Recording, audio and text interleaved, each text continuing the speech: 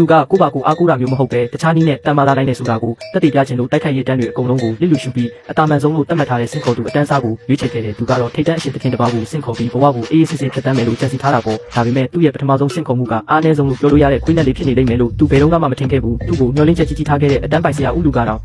့အခုတော့လေ့ကျင့်မှုတွေကိုဖြုံးတိပစ်တယ်ဆိုပြီးဒေါသတကြီးစုပူတော့တာပဲဘာလို့လဲဆိုတော့စင်ခေါ်သူဆိုတာသူတို့ရဲ့စင်ခေါ်ထားတဲ့တရဝါပုံမှာပဲလုံးလုံးလျားလျားအားကိုးရလို့ပဲအခုတော့သူကဘာမှလှုပ်ရှားလို့မရတဲ့အတုံးမကျတဲ့သူဖြစ်သွားပြီလေဒါပေမဲ့သူကတော့လက်လျှော့ဖို့အစီအစဉ်မရှိဘူးအကယ်ဒမီတစ်ခုခုလည်းရောက်သွားရင်တော့ဖြည်းဖြည်းချင်းလေ့ကျင့်လို့ရနိုင်သေးတယ်အဆင့်တစ်ဆင့်ရောက်ရင်ဒုတိယတစ်ချိန်ထပ်ပြီးစင်ခေါ်လို့ရအောင်မယ်လေလူငယ်တွေကိုအထင်မသေးနဲ့လို့သူပြောနိုင်ပါသေးတယ်မြေပြင်ပေါ်မှာလ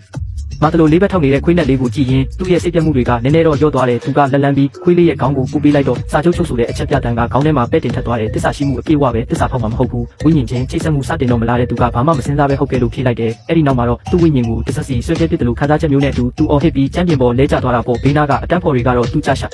ှာသုံးသွားတာကိုမခံစားနိုင်လို့ဖြစ်မယ်ဆိုပြီးဝိုင်းလောင်ကြတယ်။ကျောင်းရဲ့အလှပကြီးဖြစ်တဲ့သူ့ရဲ့စားလီလီကလည်းရှောက်လာတယ်။သူကအားနာတဲ့လေတံလေးနဲ့ပြောတယ်ဒီနေ့ကောလေးဝင်ခွင့်စာမေးပွဲကတိတ်ရေးကြည့်တယ်။ငါကတော့မင်းတို့တာမန်လူတယောက်နဲ့စူးစမ်းမှုမလုပ်နိုင်ဘူး။လီယိုနာလတ်စ်နိုက်ကငါနဲ့အဖွဲကိုသဘောတူပြီးဒါကြောင့်မင်းနဲ့မတွဲတော့ဘူးလို့ပြောတယ်။သူကပြဿနာမရှိပါဘူးလို့ပဲပြန်ပြောလိုက်တယ်။အဲ့ဒီလိုရိုးရိုးရှင်းရှင်းကြီးပြန်ဖြေလိုက်တာကြောင့်လီလီပြင်ဆင်လာတဲ့ရှင်းပြချက်တွေကပါ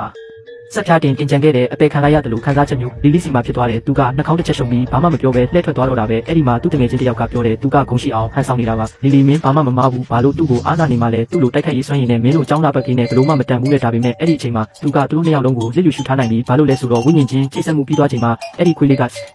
အစစ်ရှိတဲ့အငမ်းမရစားတောက်ခြင်းဆိုတဲ့ပါရမီကိုပိုင်ဆိုင်ထားတာသူသိလိုက်ရလို့ပဲအဲ့ဒီပါရမီကစားသမျှအစားတောက်တွေကိုစွမ်းရည်ဖြစ်ပြောင်းလဲပေးနိုင်ပြီးအကန့်အသတ်မရှိကြီးထွားလာနိုင်တဲ့ခံခဲ့ရတဲ့ဝေဒနာတွေကအလကားတော့မဟုတ်ဘူးပဲဆက်အဆင့်ပါရမီရှင်ဆိုတာတော်တော်လေးရှားပါတယ်အဲ့ဒီလိုလူမျိုးကိုနိုင်ငံတော်ကတော့အထူးဆောင်ရှောက်ပေးရတာဒါပေမဲ့ပြန်စဉ်းစားကြည့်တော့တစ်ခုခုကလွဲနေတယ်လို့ပဲသူကအစာကျွေးပြီးပြုစုရတယ်အဲ့ဒီခွေးကတတ်မှလာတယ်အဲ့ဒါဆိုဘသူကတကယ်ကျိုးမြတ်ရနေတာလဲကြည့်ရတ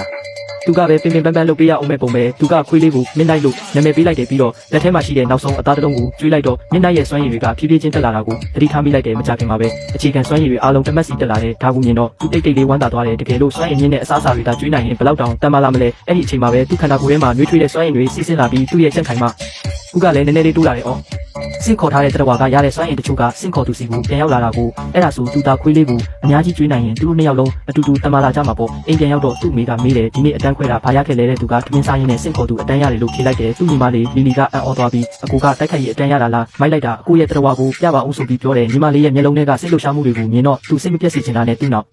်ကမင်းနိုင်ကိုလက်ညှိုးထိုးပြလိုက်တယ်အဲ့ဒီမှာတင်ညီမလေးရဲ့မျက်နှာကချက်ချင်းပြောင်းလဲသွားပြီးအင်ဘာလို့ဒီလောက်သေးနေတာလဲလို့မေးတယ်သူကမင်းနိုင်ကိုချီပြီးပို့ပေးနေတော့မင်းနိုင်ကလည်းတခုခုကိုမကြည့်နဲ့တလူမျိုးကောင်းကုန်ပြီးညီးတွားနေတယ်ထမင်းစားပြီးတော့သူ့ပကံတွေတိတ်နေတော့အမေကအနားရောက်လာပြီးအိတ်ကက်ထဲကကပ်ပြားလေးတစ်ခုထုတ်ပေးတယ်အိမ်ကြီးချင်းတွေပြောတာတော့ဒီနေ့စာမေးပွဲအမှတ်ဖြတ်တာကပုံမြင့်သွားတဲ့ဒီကက်ထဲမှာ3000ခွဲရှိတယ်လူသားတွေဝယ်ပြီးပြင်ဆင်မလောက်ရင်ထက်ချေးပေးမယ်လို့ပြောတယ်ဒီကက်ထဲကပတ်စံတွေကမိသားစုရဲ့စုဆောင်းထားသမျှအကုန်လုံးဆိုတာသူသိတာပေါ့သူ့အမေကတော့တားဖြစ်သူစာမေးပွဲမှာနောက်ကျကြံခဲ့မှာစိုးရိမ်ပြီးအကုန်ပုံပေးလိုက်တာပဲအခုချိန်မှာမင်းနိုင်ကိုလေ့ကျင့်ပေးဖို့အတွက်သူကလည်းပတ်စံတကယ်လိုနေတာလေးဒါကြောင့်သူကညင်းမနေတော့ပဲလက်ခံလိုက်တယ်ကျေးဇူးပဲအမေဒါဆိုလောက်ပါပြီလို့သူပြန်ပြောလိုက်တယ်စာမေးပွဲမစခင်သူ့ရဲ့တိုက်ခိုက်ရေးစွမ်းရည်ကိုမြင့်တင်မှဖြစ်မယ်မဟုတ်ရင်ဘယ်ကြောင့်မှဝင်ခွင့်ရမှာမဟုတ်ဘူးပြီးတော့ထိတ်တန့်အမှတ်ရတဲ့10ယောက်ကစုချင်းငွေရတယ်ဆိုတာသူမှတ်မိနေတယ်အဲ့ဒီစုရမှာအမေလည်းတိတ်ပြီးမပင်ပန်းတော့မှလေသူကစားတောက်ဆိုင်တစ်ခုကိုသွားပြီးမျိုးဗီဇပြောင်းအသားပေါင်100ကျော်ဝယ်ပြီးမြင့်နိုင်ကိုကျွေးလိုက်တယ်မြင့်နိုင်ကလည်းအငမ်းမရစားနေတာပဲစားလေးစွမ်းရည်တွေတက်လာလေးပဲခဏနေတော့စွမ်းရည်တွေသူ့စီဝင်လာပြီးသူ့ခန္ဓာကိုယ်လည်းကိုတန်မာလာတယ်မကြခင်မှာပဲမြင့်နိုင်ရဲ့စင်ကဲပြောင်းလဲမှုဘားတန်းကပြည့်သွားတယ်သူကချက်ချင်းပဲအဆင့်မြင့်တင်လိုက်တော့မြင့်နိုင်ရဲ့စွမ်းရည်အသစ်တွေပေါ်လာတယ်သူ့ရဲ့အခြေခံစွမ်းရည်လေးခုလုံးက90ကျော်သွားတယ်လို့ရုပ်ရည်ကလည်းနည်းနည်းပြောင်းသွားတယ်မျိုးဗီဇပြောင်းအသားတွေကတကယ်ပဲအာနိသင်ရှိတာပဲသူ့ရဲ့စွမ်းရည်တွေကလည်းတစ်ခုချင်းစီတစ်ဆက်မက်စီတက်လာတယ်အခုဆိုသူတို့နှစ်ယောက်ကထိတ်တန့်စွမ်းအားရှင်တွေဖြစ်နေပြီးနောက်တနေ့မနက်မှာတော့သူစာမေးပွဲပြင်မဲ့နေရာကိုစောသွားတယ်အချက်လက်တွေစစ်ဆေးပြီးတော့ဒုတိယအထက်တန်းကျောင်းသားတွေစုတဲ့နေရာကိုရောက်သွားတယ်ဒီနေ့စာမေးပွဲကထိတ်တန့်ကျောင်းတွေအကုန်ပေါင်းထားတာဆိုတော့ပြိုင်ဆိုင်မှုကတိတ်ပြင်းထန်တာမနေ့ကမှလီလီကိုထိတ်တန့်တရားတဲ့ပါအောင်ခေါ်သွားမယ်လို့ကြွားလုံးထုတ်နေတဲ့လီယိုနာတော့အခုတော့ချွေးပြန်နေပြီးသူ့အဖေကစုံစမ်းကြည့်ထားတာတော့ဒီနေ့ကျောင်းသားတွေကတော်တော်လေးစွမ်းရည်မြင့်ကြတယ်တဲ့လီယိုနာကသူ့ကိုမြင်တော့မင်းကဘာလာလောက်တာလဲတခြားတာမန်တန်းတွေလိုပဲလက်လျှော့လိုက်ပါတော့ကျောင်းဖော်ရီရှိမှအချက်မကွဲခင်အိမ်ပြန်တော့မပြိုင်ရင်မရှုံးဘူးပေါ့လို့ဝိုင်းလောင်ကြတဲ့သူကတော့လီယိုနာကိုတစ်ချက်ပဲကြည့်ပြီးလစ်လူရှုလိုက်တယ်အဲ့ဒီအချိန်မှာခေါင်းလောင်းတန်ကြီးလာပြီးကြေးဝါတကားကြီးလေးခုကွာဖြစ်လာတဲ့အထဲကနေအေးဆက်ဆက်နဲ့ကြောက်စရာကောင်းတဲ့အငွေသက်တွေထွက်လာတယ်။ကျောင်းသားတွေအကုန်လုံးသူတို့ဝင်ရမယ့်ကူတွေကအချက်လက်တွေကိုစစ်ဆေးကြတယ်။ကျောင်းသားတစ်ယောက်ကအော်တယ်ဒုတိယအထက်တန်းကျောင်းကဘာလို့အခက်အခဲဆုံးဖြစ်တဲ့အယူတော်အုပ်ကိုရခဲ့တာလဲ။ဒါကရှုံးနေမှုအများဆုံးကူတွေငါတို့တော့တွားပြီလို့ညီးတွားနေကြတယ်။ဒါပေမဲ့ဆရာတွေကတော့ကူအားလုံးကခက်ခဲမှုအတူတူပဲလို့အားပေးကြတယ်။အဲ့ဒီနောက်မှာတော့ရမှတ်တွေကိုမှတ်တမ်းတင်မဲ့ဆက်တွေကိုဝေပေးလိုက်ပြီးစာမေးပွဲကိုတရားဝင်စတင်လိုက်တာပေါ့။အပြာရောင်စပင်နဲ့တန်ချက်ကဝတ်ထားတဲ့မိန်းကလေးတစ်ယောက်ကကူထဲကိုအရင်ဆုံးတစ်ယောက်ထဲဝင်သွားတယ်။သူလည်းစိတ်ကိုတည်ငြိမ်အောင်ထားပြီးသူ့ကိုသတ်မှတ်ထားတဲ့ကူထဲကိုတစ်ယောက်ထဲဝင်သွားလိုက်တဲ့ကျောင်းသားတွေအကုန်လုံးအထက်ရောက်သွားတော့ဆရာတွေကရေပြင်းနေတဲ့ပြင်မှာလိုက်လွှင့်ထားတဲ့ပုံရိပ်တွေကိုကြည့်နေကြတယ်။ရုတ်တရက်ကူတစ်ခုရဲ့အပြင်ဘက်မှာအလင်းရောင်တစ်ခုလက်သွားပြီးကျောင်းသားတစ်ယောက်ကိုဘောကိုအပြင်ပြန်ထွက်လာတယ်။အဲ့ဒါဒုတိယအထက်တန်းကျောင်းကကျောင်းသားတစ်ယောက်ပဲဆရာတွေအားလုံးအရှက်ရပြ